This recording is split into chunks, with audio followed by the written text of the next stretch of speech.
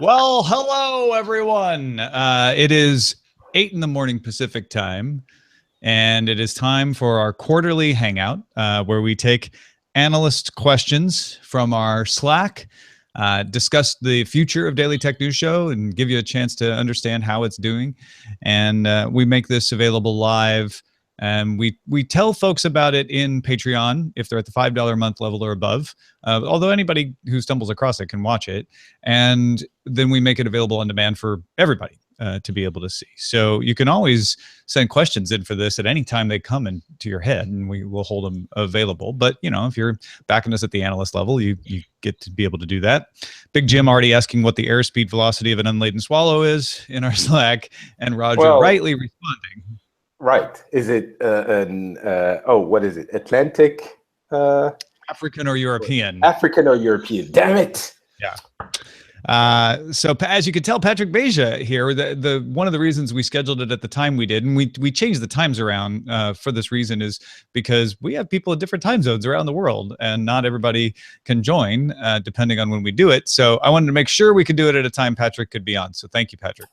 Well, thank you for being so considerate. Of course. It does mean that to the size of the world and the shape, I guess. Yeah, Jenny Josephson said she might jump in here, so we might see her along. Justin Robert Young is actually driving to my house right now, so at some point I'm going to jump up and open the door, let him in. I've got a mic over there. You may not be able to see him, but you'll be able to hear him when he shows up. And the one of the main things...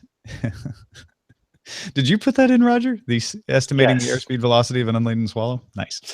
One of the main things I want to talk about today is the Patreon level. As I've mentioned on previous ones of these, we have a very small percentage of support that comes from people just giving us PayPal donations. That is boosted a little bit, but it's still, you know, less than, I think, 5%. Of our funding comes from that, and we appreciate it very much, mind you. We don't discount that, but the majority of our funding comes from Patreon at patreon.com/DTNS, and that has leveled out. It kind of drops down, it goes back up, and in fact, probably since May, it's dropped. I don't know, maybe $1,000 a month. Which is one of the reasons we had to make a decision about day 6. You may have seen that posting on Patreon. Peter Wells will continue to do it. He did it this weekend for the foreseeable future, but his plan is probably before the end of the year to transition it to his own project that he'll be able to fund directly. Now, I know that disappoints some of you who love the show, but the show's going to stick around. It's just that it wasn't getting the funding from Patreon that we had hoped. So it will become Peter's thing, which is great. And I love using DTNS as a platform. One of the reasons I was excited when Jenny Josephson got her job at Marketplace is she was able to take experience from working on DTNS and do something that she wanted to do with it. And that's one of the things I like to do with this, is give people experience to be able to launch their own things, get into careers that they want. And I hope I can continue to do that. Now, all that said, we have had a bit of a slowing Patreon. So one of the things that you kind of have to do when you're doing this Patreon game that we're all trying to figure out is make sure that the rewards match what people expect. So we're going to rejigger a few things for October, and I posted them up on Patreon, got some good feedback from folks over there. But if you haven't seen that, the idea is to do a $1 a month reward. Up till now, it's been simply that you would get the satisfaction of supporting the show, which I hope is good, but also get your name on the website, which I try to update every month. At the $5 a month level, I've sort of been ad hoc doing an update every month on Patreon of, hey, here's what we're planning with the show. So I'm going to make that formal. Once a month, update goes out. And we're also, because Patreon did this, adding an RSS feed of the full pre and post show. So that's already in effect. If you are a patron at any level, you're getting access to that feed. Patrick, do you have any thoughts on this as we go along? It's a hard question. I mean, is the I remember a conversation we had with Veronica about constant growth. We were talking about Twitter, which is relevant this week. Right. And my guess the point of contention between her and I was, does Twitter absolutely need to keep growing forever in order for it to have value? And it felt like she was almost not understanding the concept of not keeping growth forever. Well, because it is such a hammered in concept in business in the United States and Silicon Valley in particular, I think. Right. Yeah. Which I completely understand as such, but I guess what I was trying to argue was Twitter could theoretically stay Twitter without the growth. The tool wouldn't go away; it would still be there as long as they sustained their level of support. Right.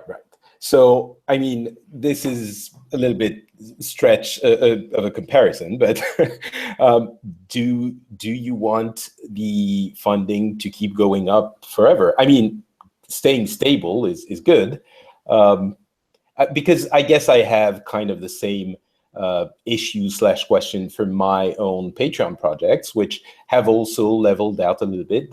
They're more or less stable, let's say. Yeah. And of course, I would love it if more people got involved. But at this stage, the project is functioning. So I would return the question to you. What do you want the Patreon for the Daily Tech News Show to keep growing beyond the fact that, more money is always cool? Are you happy if it stays at that level and stable, or do you want it to keep growing for, I don't know, ever? Yeah, to me, it's more making sure it doesn't decline, right? That's the thing I don't want to happen is we have to start cutting things. We have to stop doing things. And day 6 is an unfortunate example of that because we were halfway to the goal that would have gotten the day 6 show every week. And then we started to fall back away. So that was something where we said, okay, well, we're going to have to back off of something. And I don't want to do that. If we can sustain the show where it is, I'm happy with that. I don't need continuous growth. On the other hand, there are more things that I would like to do with the show. And, to do that, you need people, and to make people's time worth it, you need a little bit of money. We have lots of people who do things because they just want to support the show. And I'm cool with that in most instances, as long as they're clear that they really want to do that and they don't feel taken advantage of. Sean, for instance, volunteers to make our video feed work. He's fantastic. And Sergeant Muffin from Diamond Club is providing bandwidth for that now. Instead of just hosting the video on archive.org, you can now get it from his CDN. And of course, we're supporting his Patreon because of that. So it's a great question, because I don't need constant growth for growth's sake. I want to make sure we don't have to stop doing things, and B, I would like it if we were able to do more things. There's other things we would like to do. Yeah, makes sense. I had a very strong feeling of a presidential debate just now. Me asking tough questions with interesting answers, because I just watched it probably. But yeah, I'm sort of being intentionally, asking a question that has, I guess, an understandable answer. But because for my Patreons as well, I would love it if they kept going and if it allowed us to do more things. Sure. In my case, I'm doing everything myself, and I would love to be able to hire people or to pay people to do other things. So I understand that. So yeah. Yeah. So anyway, $1 a month. We're adding a monthly update, and we've already added the RSS feed. And if you're wondering what that RSS feed is, it's one you get from within Patreon, and it gives you any audio posted to Patreon at your level. And right now, what we're doing is we have an MP3 that includes pre-show that isn't in the video, the entire main show, and then post-show, which is in the video. and that's all available. If you enjoy that sort of thing, you can take advantage of that. At $5 a month, I'm going to add a weekly tech update posting / newsletter. This will go through Patreon, which is one thing I really want to do, is be able to have those audio postings not be emailed. So I'm trying to get Patreon to give me that functionality so that you can easily be able to see these weekly postings, and I'll experiment with them. At first it may just be further thoughts on a discussion we had. It may be a collection of what I think are like the top 5 stories of the week, stuff like that. We'll see what you guys like. But I want to add value, like take the work that we've done on the show every week and give you something a little more. And of course, at $5 a month, you still get access to the treasure chest, which includes those full MP3s in a Dropbox folder, but also is some special MP3s from contributors and things like that. $10 a month, we're going to add access to a monthly freeform discussion audio show. Now, this will show up in that RSS feed only for people backing at $10 a month. And this will be just audio, me on Skype with whoever's available, and just kind of open-ended. I'm taking the things we have learned, Roger, at East Meets West and applying them to technology. Don't want it to ramble on too long. You got to set definite time. Yeah. We'll set a time, and we'll probably have a little bit of more topic guidance than we do on East Meets West. But that is sort of a laying the groundwork for the eventual new milestone. Which, if you noticed that we took the Day 6 milestone away, the milestone that is there now is a monthly video roundtable show. So this freeform discussion audio show would be sort of a prototype or a pilot for that. And then at $20 a month, and by the way, $10 a month still gets the co-executive business cards, co-executive producer business cards, and the co-executive producer title. And then at $20 a month, you're an analyst in support of the show. And Scott Johnson is working on some art for some analyst business cards. We're going to add there. But I think they have one of the most popular perks, which is the Slack channel that we're looking at right now. In fact, Big Jim in there talking about cash cows as sort of the concept of a mature company that just kind of milks that market. Corporations value owning them due to their cash generating qualities. It's similar to rent seeking. So he's saying maybe replace cash for something else like visibility. That's interesting. Yeah. And so if you're somebody who wants to get into the Slack channel, this is how it works, just so you know. You make your pledge $20 a month. After the first of the month, the first time that you've changed your pledge to $20, so you've actually given that amount, you should get an invite through the Slack to whatever email address you signed up with on Patreon.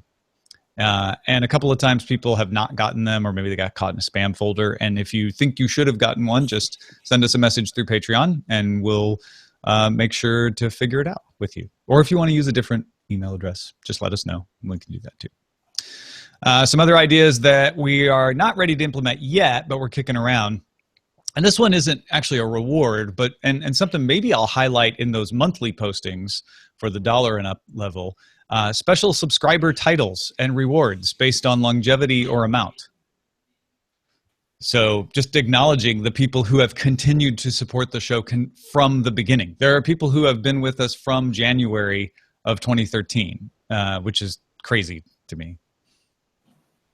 We're talking about maybe doing some monthly art or sticker delivery, maybe stuff from Len. It's got to work that out, and maybe even a monthly giveaway.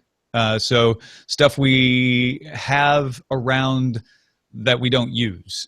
So they're like an old mixer that we're not going to use anymore, or gadgets that we have bought for evaluation. Maybe even sample mugs, things like that.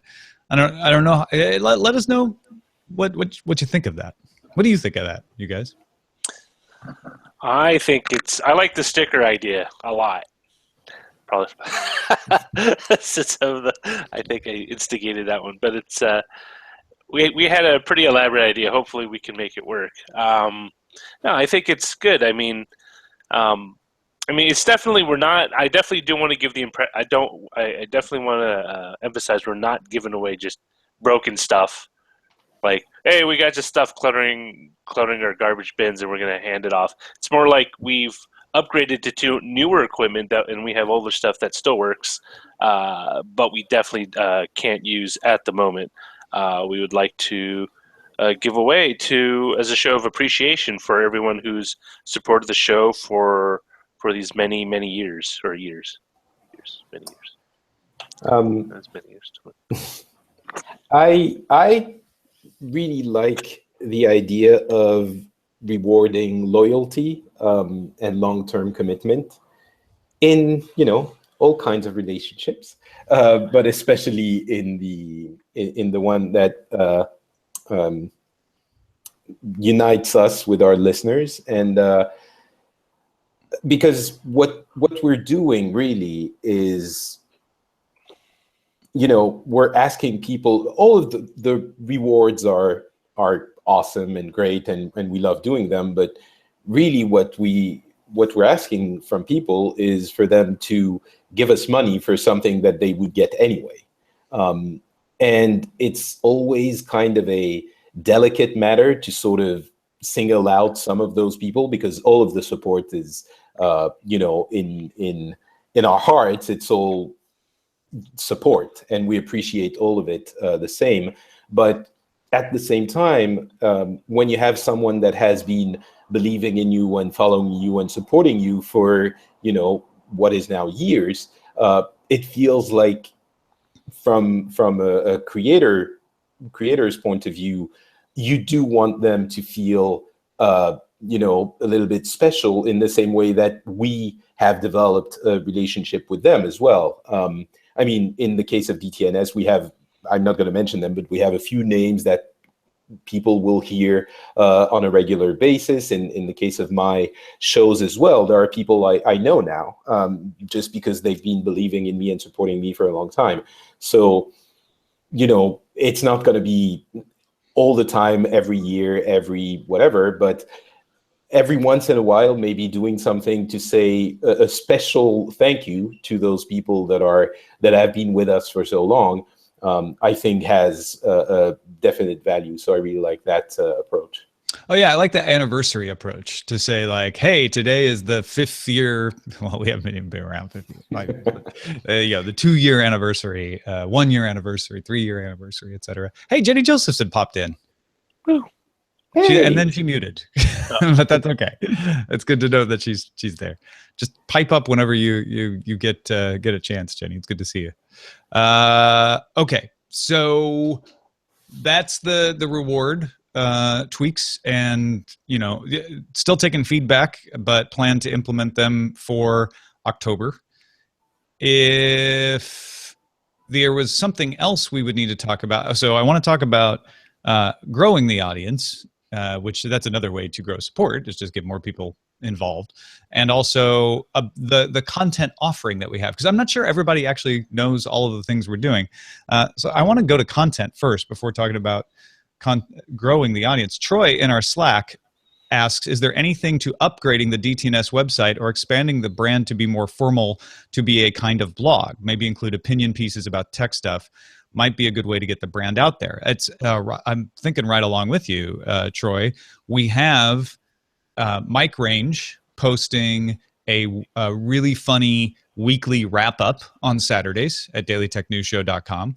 And then usually on Tuesdays, Sakani Wright has a column called Your Private Driver about ride sharing, because he is a driver. And I am always interested in more things like that.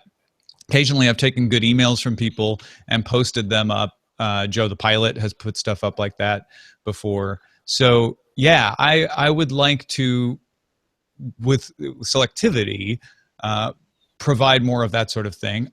That weekly newsletter at the $5 level, the idea is to provide more of that. Daily Tech Headlines as a separate show from Daily Tech News Show is an effort to provide that. So looking at things that are natural to what we already do and don't add a significant amount of work beyond what we do, but still provide a lot of value, I'm way into that. Hi, Jenny. Hi, can you hear me? Yeah, we can. Oh, good. I didn't know if this had a microphone. That's exciting. It is, and it works. Yay. Hi, Patrick. Hi, Roger. Hello.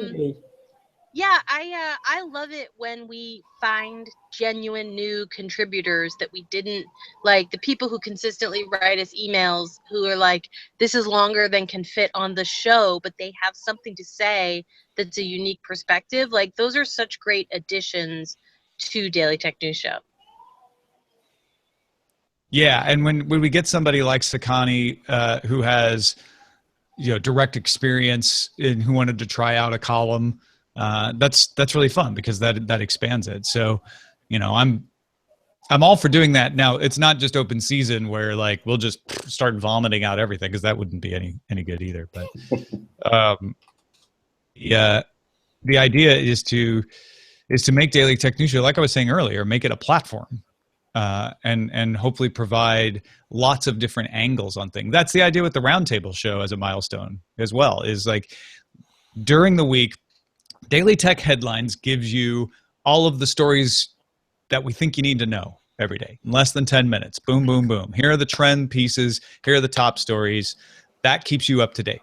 Daily Tech News Show, as it always has, gives you the context around things, the understanding. Let's look at the angles. Let's help you understand the big stories that are happening in technology news.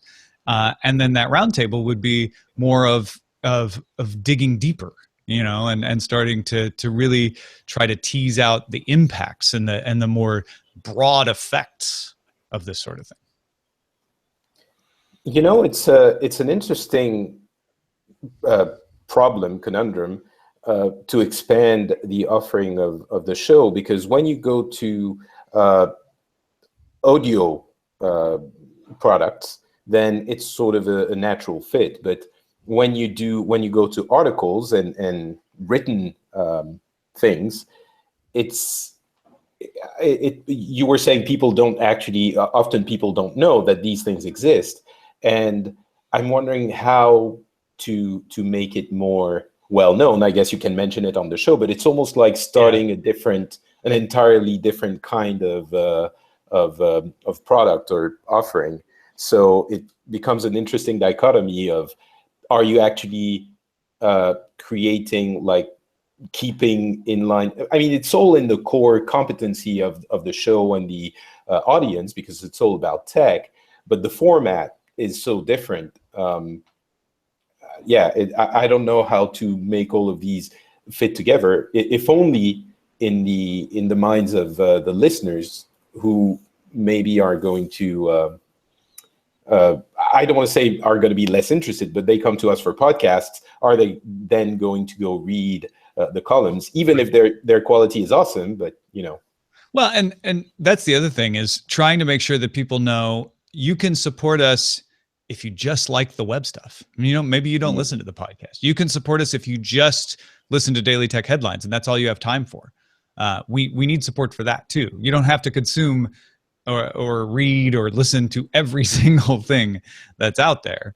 The point is to provide a selection of options that work for different needs and different tastes. Sure.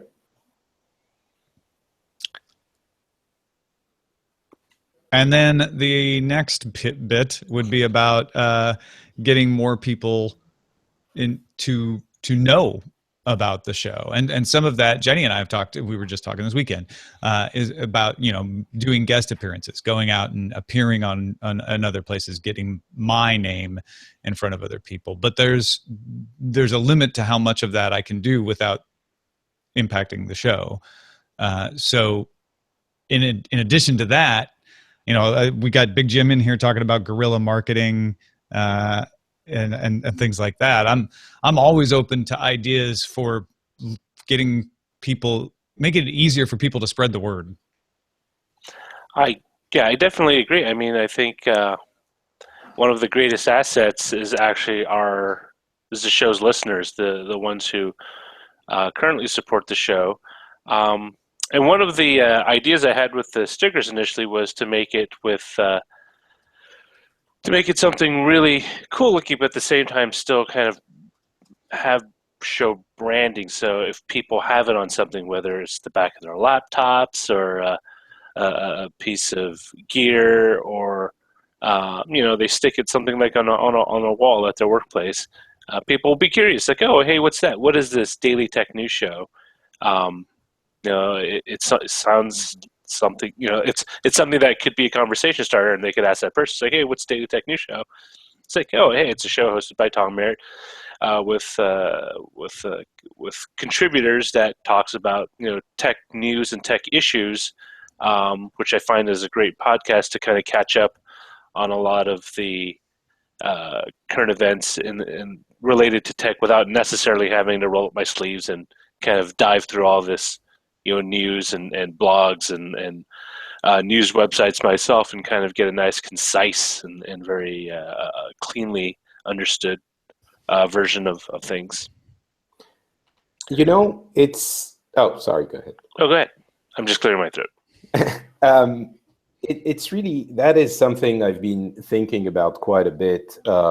I think we're in a similar position, for you in English and for me in French, although I do the show every couple of weeks. So it's more of a, we take a little bit more of a step back from the daily activities, but we have a few tens of thousands of listeners, and the way I look at my show, Le Rendezvous Tech, and I think it applies to the Daily Tech News show as well, is part, us getting together, having fun, talking about something we love, and also, to an extent, almost, I want to be careful here, but almost providing a public service of some definition, especially in France, I think, because tech is incredibly important for everything. And we know this. It's trite to say it to this audience, but,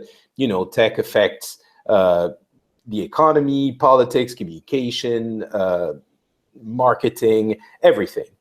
And still in France, I think a lot of people don't understand the key issues that arise in this sector. So even though we have a decent listenership, I think it would be beneficial to everyone. I think everyone should listen to Daily Tech News Show or Le Rendezvous Tech. But, I say it in joking manner, but I really believe that. I think that a way for people to keep up to date with the different angles of those debates, and having a clear idea of what is at stake when we talk about, one of the obvious ones would be the cryptography with the issue between Apple and the FBI. It was a heavily debated issue, which people didn't really understand in the wider public. Maybe the same thing can be said about Uber and a number of things. So I guess what I'm trying to get at is, it would be awesome if most people knew they had that option, and understood that this is a fun way of keeping up to date with all of these. And Big Jim was talking about guerrilla marketing, and maybe there are ways of expanding the reach of these shows, but that is definitely something that I think would be valuable to us and to the listeners that don't yet know they would love to be listeners. Yeah, I mean, it's a very, it's kind of self-serving to say this, but it's kind of a public service model where you're out there in order to inform people, in order to make better to allow them the tools, or at least the understanding of the issues, to make better choices, especially when it comes around, especially here, election time, at least for me next month. So, when there are things that happen either locally or maybe in their, municipality, they understand, but they can also say, like, hey, wait a minute, Now, I understand these issues. Let's take a step back before we all just kind of go with, with whatever the sloganeering is for that particular campaign. It's just, wait a minute, sounds good, but really isn't. And it's one of those things, I think, where having an engaged and active audience can really help. Where it's like, hey, if someone comes up to you, it's like, I'm not really sure about this stuff on, say, net neutrality. It sounds interesting. I'm not really sure what it is. Does it mean that they don't get to rate the content, or people vote on it? It's like, no. Here, listen to this episode of Daily Tech News Show. Tom Merritt cleanly and simply explains what the issues are. And in some ways I kind of do that with certain issues. It's like, well, hey, just listen to this. I'll send you a link. You listen to it. Gives you a much better understanding than me trying to explain it to you in 20 seconds using various stick figures and gesticulations to get my point across.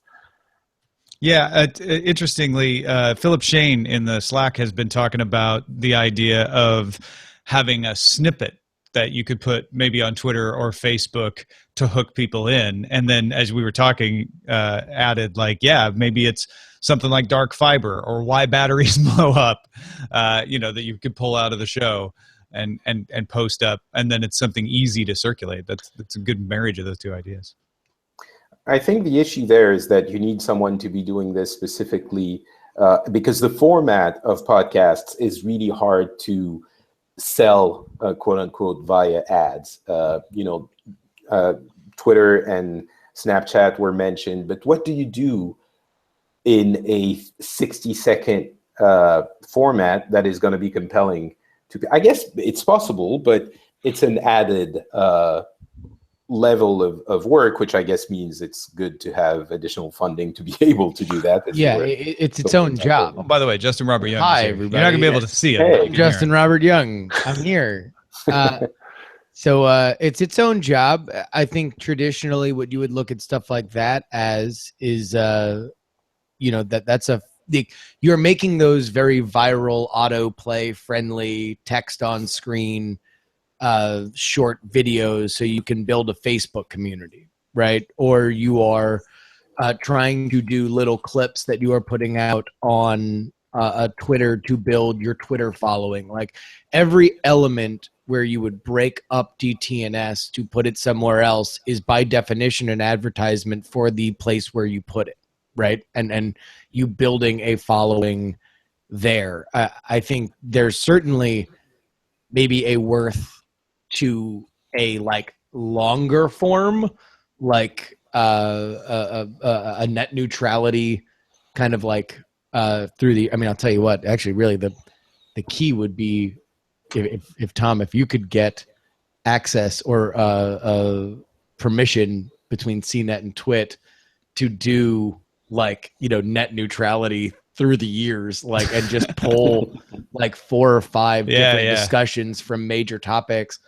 Like I think they did that with PTI a while ago, where they just did like a timeline episode about like Barry Bonds, because the show had been on for as long as Barry Bonds was a relevant person, and they just had all these like moments going back to AT&T's head saying net neutrality or Google wants a free lunch. Exactly, kicked off the whole big furor. Yeah, and I think that there's ways to do that, but anything that you do, I think it's easy to get caught into two different traps when you talk about growing your audience. Number one, that you are just taking what works in podcasting and trying to put it somewhere else, and then wondering why people don't respond to it, which is always a mistake. And then number two, thinking that building an audience somewhere else necessarily even means more podcast listeners, because it will mean more people who follow you on this other place. Like if we put a lot of effort into building a Facebook group that was like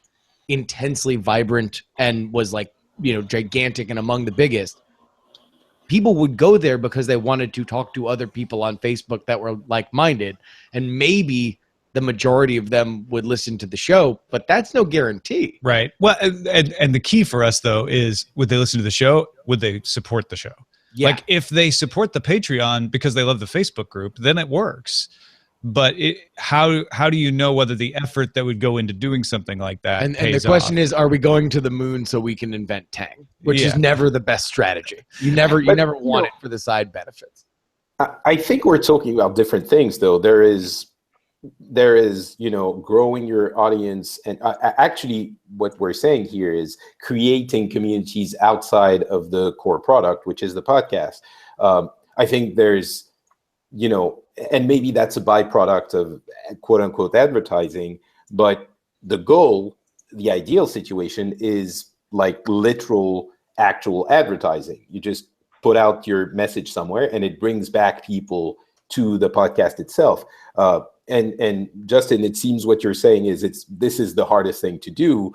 I guess it's the case. And obviously not a lot of people who see the ad are going to come back to the core product, but is it possible to get people to hook people back to listening to the show and having the other communities like, Facebook, Snapchat, whatever, become the byproduct and not the other and way also around? I was intrigued by Justin's idea of the multi-year approach where it's like let's pick 5 topics like net neutrality, Twitter, I don't know, Samsung or Apple or whatever it is. And you do, Tom, like 3 clips through the years. And then you do like, yeah, he's been at this for a while. Join Daily Tech News Show to find out why people, never want to, always want to hear from Tom. Since Kenny Rogers. Yeah, but the problem is, Tom Merritt, you don't like Tom Merritt-centered advertising. That's not true. No, I don't. I don't like. He's calling got a attention. massive ego. I He's kind got of a like huge calling attention to myself. old Right about Hollywood that. Tom. But there's 2 things. One is I don't like calling attention to myself when it's unnecessary. But you're talking about something you can make in a good case for. So maybe you could wear me on that. The other thing is I don't want to fall into the trap of Daily Tech News Show only works if I'm there. Right. And so you want to, we and bringing on contributors and doing that is sort of tried to make sure that doesn't happen. I am getting better at understanding that I'm good at what I do, Jenny. Okay. So I need to drag that laundry out of them. You are good enough, smart enough, and I think people should know about it. Well, I mean, wait, I have one more. Go ahead. Thought on that line, which is I think you could do it both as like that would be a great Snapchat ad because you could do it in that short amount of time. It would be a great little Facebook video that you could make and put out there. But also, frankly, like I love the idea of either Len or Scott drawing like sort of Banksy style guerrilla art of Tom and putting it like the guy you trust in tech. I don't know, like I've been doing a lot of marketing lately for things, and I feel like we don't often talk enough about how great you and all of our contributors are, and the things that they say are the best advertisement for that. And Phil's saying a lot of good things in the Slack here, and so is Dark Redeemer and Big Jim, just about like this doesn't have to be making a huge group or something. It's more about putting some stuff out there that's shareable and compelling. Well, and that's interesting. When you talk about getting more people, like right now, I think that it would be uncontroversial to say that the majority of the people who support on Patreon, which is really the engine by which everything moves, are dedicated podcast listeners, right? Yeah. So the idea is if you want to increase your Patreon base, that you increase your podcast listeners. The one thing that I do think in terms of album art and, if you want to extrapolate that to advertising is that, Daily Tech News Show is a great name, but it's kind of great because it's generic, right? Like it is, it's kind of, it's the USSR version of like this is Daily Tech News Show, like please take and have in good health. But if you, like Tom should be on the cover because Tom should be on the album art because if people are just searching and you redo the album art and it looks cool and it's got your face on it and it says with Tom Merritt on it, then when they feature it on Apple, now all of a sudden the people are like, oh, wow. Oh, that's where he went. I used to listen to him. I used to love Buzz Out Loud. I used to love. It's fun. It's funny. I've been thinking about a lot of the same things again for my French shows. And I've been talking to a friend of mine who's a graphic designer, and he's professionally, and he does a lot of marketing, and he's working on the revamp of the album art for all of my shows. And one thing he's been telling me is, well, I have another set of issues, which is I have, branding wise, I have the names of the shows and my name and the name of the site/company, French Spin, which makes 3 levels of things people have to remember and associate. And what he's been saying, I think rightfully so, but I don't know if I'm ready to make the jump, is that I'm the one at the center of it. And whether we like it or not, in podcasting, people listen to the shows, sure, but to the people, and mainly to the main person. I think Leo with Twit has discovered this to an extent when he was trying to diversify his offering. He found that most of the shows that were really successful were the ones with his name on it. So as much as I would love for DTNS to become a collegial effort, and everyone is as important and special snowflakes. No one's as important as me, Patrick. Okay, all right, that's good then. But right, I guess maybe this is a wider reflection we have to have as a podcasting community as a whole, and as we define what the media is. I think personalities are sort of difficult to separate from the shows, and maybe 100% branding.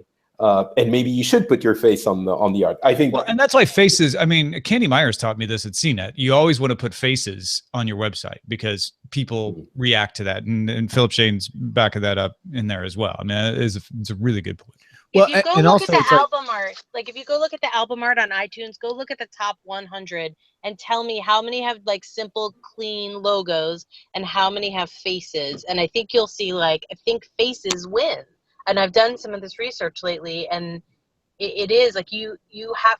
I think I would like to get a tattoo of what Patrick just said that says people may listen to shows, but they stay for people. I can't even tell you how true that is. So yeah, I think it's time, in year 3 here, to really, and we don't have to do it for just Tom. We can do it for everybody. Let's get it out there. We have the best people in podcasting, and I really believe that. Well, here's what it is when people are just looking at new and noteworthy, or they're scanning the top 100, or they're looking in tech or something just to fill up their podcasting schedule, you want the catchiest thing out there. And right now, the best way to catch people, aside from a name like Daily Tech News Show, which clearly spells out what the show is the fact that Tom's got a reputation in this field, So to me, there are 2 ways to grow a podcast audience, and none of them involve going to other communities to try and find more people who may or may not be podcast listeners. It is to leverage our relationships with Apple and follow the guidance that they give, which is bright, professionally looking, designed logos with the right proportionality that they like, and guesting on other podcasts. This has consistently been one of the things that I've talked about with Brian about Night Attack, is that we should put in, it was our job, a month's worth of booking, so we can do a concentrated round of guesting on other podcasts. Because I've had it where, I'm sure everybody else has, where you're listening to your normal round of things, and next thing you know, you wind up seeing 3 interviews with the same person, right? Because you naturally wind up clustering your interests in various fields, and people are doing big press pushes. Now, all of a sudden, you're like, okay, I heard him once, I liked him. I heard him twice, I liked him. I heard him 3 times, let me listen to his podcast. And I think that's where you grow in-house audience. These people listen to podcasts, they want more, and they like you. I do way more guest appearances than I have time for. That's one of the issues, is that trying to balance that time. But I like your idea of concentrating it, so you're not doing them all the time. No. Kind of bundling Is just saying, and also targeting and leveraging the. I would like to talk to the audience, and less to me, if we can, because the logo absolutely is a good idea. It's not going to fix everything. No. Concentrating appearances would help. But yeah, I'm looking at two things. One is the outside audience. That's what we've been talking about. And the other is making sure we keep people satisfied and don't want to stop listening to the show. Because that's the other thing, is seeing people in the Patreon exit surveys saying, I don't have time to listen to anymore, I don't listen anymore, as the reason they're leaving. That bugs me too. Yeah. I mean, I think they're all good ideas, but I also think what I agree with Tom, just my experience dealing with this at Rev3, is that none of those are silver bullets. And yeah, I don't think anybody's saying they were, but you're right. Yeah, but it's part of my fear is that it's kind of a self-fulfilling prophecy to suggest that the reason why, the reason why DTNS is currently at a plateau in terms of audience generation is because we're not putting enough fancy logos, which I agree. I mean, putting things like simple things they do in face, but in my experience, they while they do have effect, they aren't markedly bigger than what we had before. And I think one of the things is that it's not an all or nothing. It's just a combination of different things at different times. Like, for example, I still love the idea of getting high profile guests, if they would respond to my emails, to do the show, because it's all about reaching out and connecting with people. You can do that with existing podcasts that we have relationships with, but also kind of seeing if we can reach out and connect with people who might be covering the same content, but not necessarily to the same audience, if that makes sense. Yeah, I mean, those big ticket interviews, I think, are another gigantic way to do it. I mean, but that in and of itself is kind of a long game, right? Because definitely, it's not. I don't think you're going to see a spike in traffic. Like, oh, you had this guy, boom. But I definitely think you can, but it's just a matter of getting. It's like, okay, so let's say, who is it? Spiegel with Snapchat. Yeah, Evan Spiegel, right? So let's say they have the spectacles, right?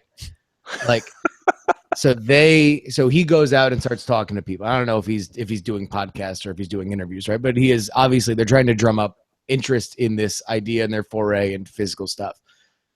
Would it be good if Tom got the 7th or 8th most read or listened to interview with Evan Spiegel, which is probably where it would be, charitably even, looking at just reach, right? Yeah, it'd be good. And yes, you would always be scratching that lottery ticket that maybe Tom's going to ask the question that turns into a news story in and of itself. But that you can't guarantee that, right? So what you really want to do is continue to interview every CEO on a regular basis so you can build relationships and more consistently draw out newsworthy stuff, but also create this expectation for the audience that this is where people go to talk. Now, that would be an extension of the brand. And I don't know if, I think you should always work toward it, but like that is a whole nother element, to the show. And if we're talking about keeping the audience happy now, that is something that you have to at least think about. How does this affect the flow of the show that people know and love and find very personal because it's a daily experience for them? Another really, really simple thing we can do that is absolutely free is whenever there's a great moment of 2 or 3 minutes on DTNS, can we not clip that and upload it to Facebook and then, just attach our our website, like, if you want more of this, go here. It's like, but you have to be like, wow, this was the moment where we really clearly explained, or someone had a really excellent point. And you do 1 or 2 of those, just start with 1 or 2 of them a week, have a slate at the end, and then let those travel. Because that's a thing I've really noticed about with the other boss, Kai Rizdal, we do these Facebook videos, and when we do videos that have a Venn diagram, and at the center of it is like really salient point within the area of expertise and really fairly strong feeling about it, man, those videos travel. And then they do the work for you. Yeah, and I don't know, maybe you got cut off earlier, but we were sort of talking towards that with that idea of clips for Twitter and things like that. And I love that. Yeah. But even then, those Kai Rizdal videos that you guys do, those are not part of Marketplace, the podcast, right? Like that's him doing a separate thing, right? I don't know if she can hear or if she can. Jenny? Might have got cut off. Yeah. Sometimes we hear. Sometimes they are on the radio. So like sometimes we back and forth them. So Okay. they live like if it's one we've produced, then we'll call it out and say, hey, you should go here. Or if it's something that's really notable, like we've done both ways before on different topics, and it's just like, again, to the larger point, it's one of those things where like, yeah, you're right. No one thing is a silver bullet, right? But this show is now at a point where it's mature enough to start doing the simplest and most free versions of the other stuff. And, the idea of clipping and sending them out into the world, these little clips, is a really simple, easy thing. And the idea of having art, like artwork that is up to iTunes promotable specs is another thing. Well, we're up to the specs. You're just talking about the design. Yeah. The design, like the current design ethos on iTunes is something. Well, they also have people with more money think a lot about. Well, no, and they've sent us. I sent around the guides the last time I talked to the Apple podcasting people, but they've got specific like proportionality guides where it's like, we have things all those. need to be in a certain place compared to like ratio wise. Thankfully, Mustafa was very kindly able to like give me all of those, so we have all of those available. We have them for Daily Tech Headlines too. Yeah, I mean, I'm looking at the top podcast, not just in technology, but the top podcasts, and it's really more just about logos, to be honest. And I'm not saying that because I think we have the, that we can't do better, but you've got a face on heavyweight, but NPR Politics just is the NPR logo with the word politics. Well, because the NPR logo has had 30 years This of American being Life, out there. TED Radio Hour, stuff you should know. So Right. I think it's more about impact of the thumbnail. And faces is good. I don't disagree with that. And I think sometimes that's what you need. Well, I think that what you've seen with all of those is that they're leading with their most valuable, the best. I mean, number one, their podcasts. So it's like ultimately things are going to rise and fall ultimately on things other than the album art. So if we're talking about the album art, we're just talking about how to put our best foot forward. And it is my opinion that there are people right now. I mean, like, put it this way, right? Today. Yeah. Somebody is going to look at Twit and say, oh, that's what Leo Laporte's been doing since Tech TV. Sure. Right? Yeah. No, I get that. Yeah. There are people that are searching tech podcasts that do not know where you've been since Buzz Out Loud. Yeah. And making that easier for them to find is I think would be good for the show.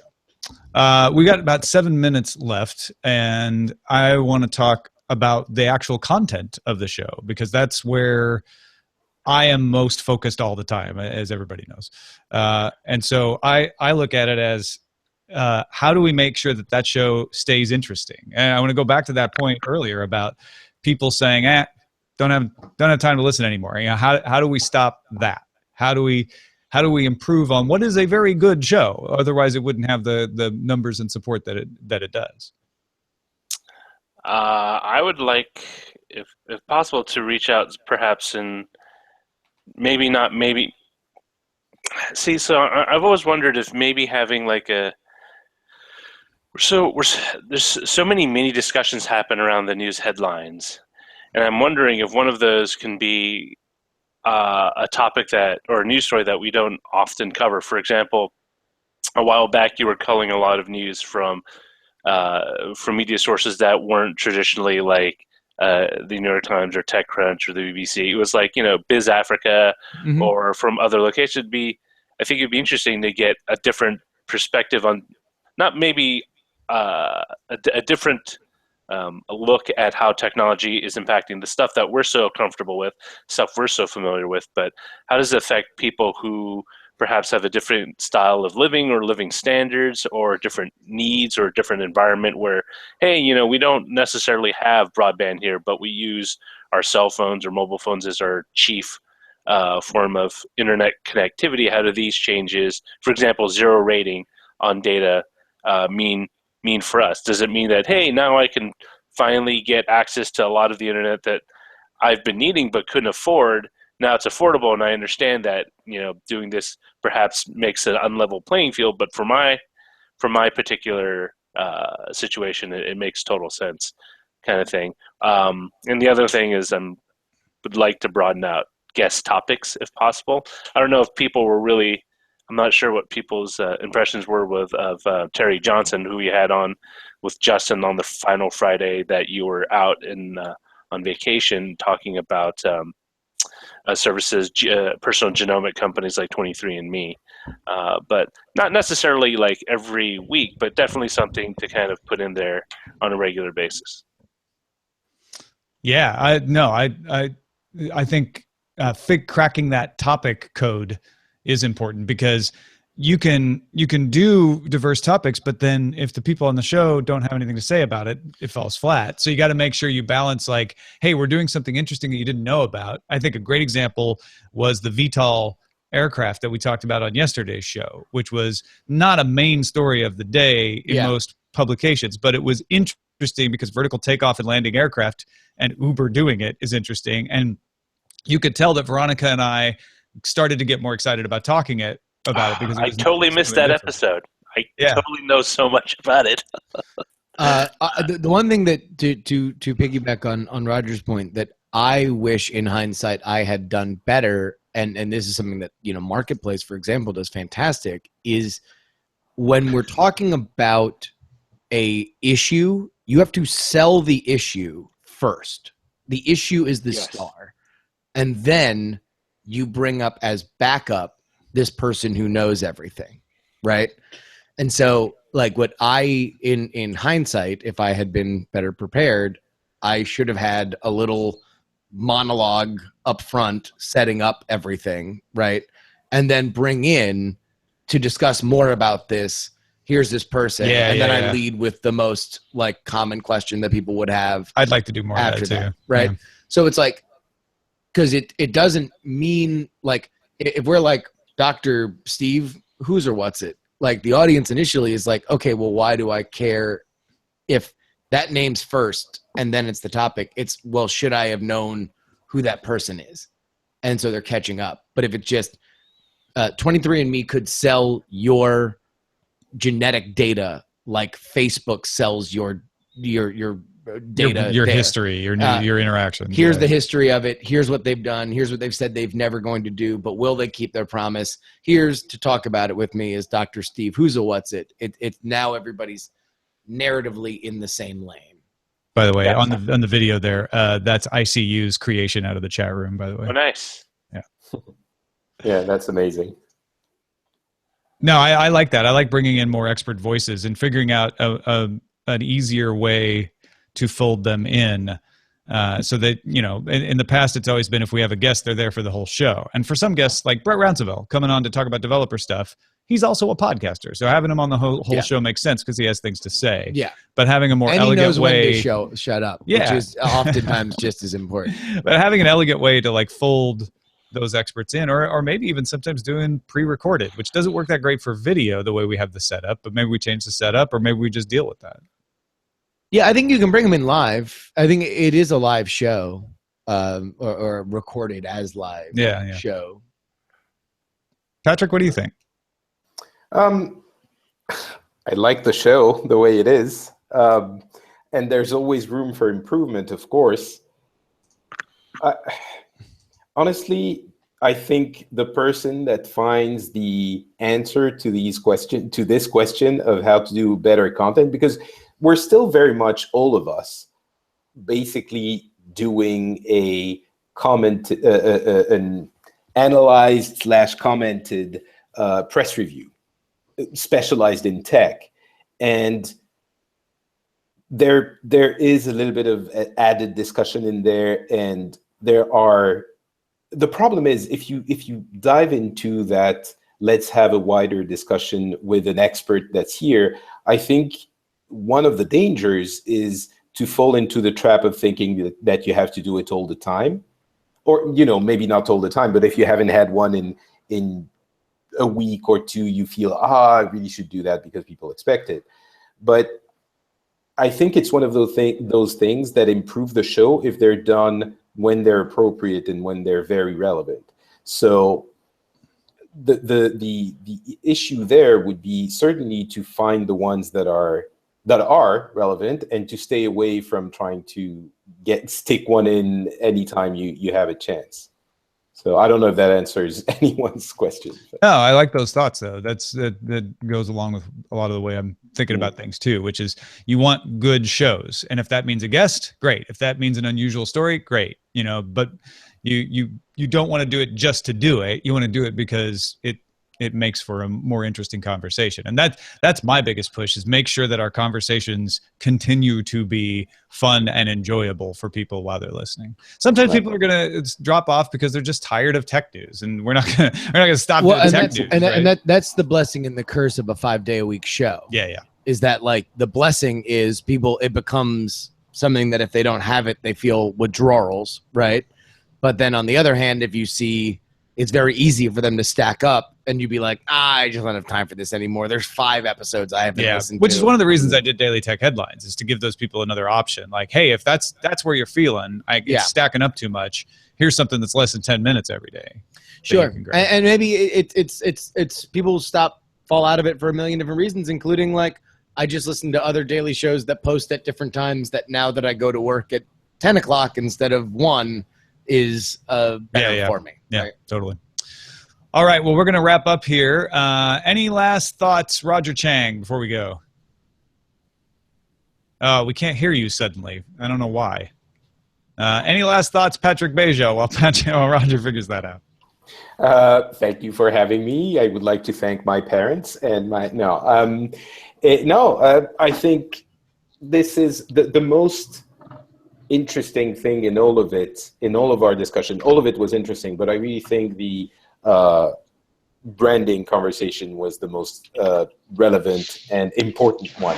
And I think it might be ironic, well, maybe not ironically, but it's the most difficult one to crack. So I don't know how because we're all in the same boat. I don't know if we're going to be able to crack it, but it's definitely the one I think we should be spending the most time trying to crack.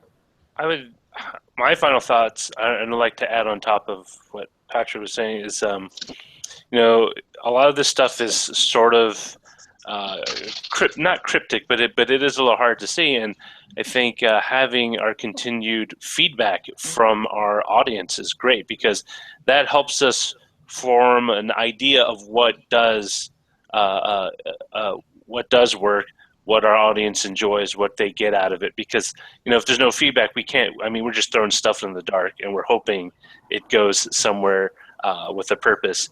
So, definitely, continue with your emails and your posts and stuff, because it really is helpful to hear back from the listeners and help us shape the show in a way that benefits everyone. Jenny Josephson, do you have anything to add here? I missed this show horribly. No, we miss you too. It was good seeing you this weekend. Yeah, and I would love to develop a way to very easily, get some clips circulating around the internet. So maybe that's like a little project I can do. Nice. Because I still listen on the way home, and I love this show, and I love how it is strong and continues to grow, and we continue to think about it. And I think it's really good to step back every once in a while and be like, it's no small miracle that it's like getting on 3 years and the show is where it is. And I think there's a lot of little things we can do to jump that plateau. But oh my God, we should take a second and be really proud of the things we do. Thank you, Jenny. Justin Robert Young, what do you think? Hey, I love you guys. I like the show. I want more people to listen to it, and I want the Patreon to be the biggest ever again in the world. In the world. Yeah. Get over here. Let people see you for real. Like, stop showing this collision thing. Hey, look, he's real. He's actually here. This beard is getting very prospectory. Yeah. Like, you should be panning.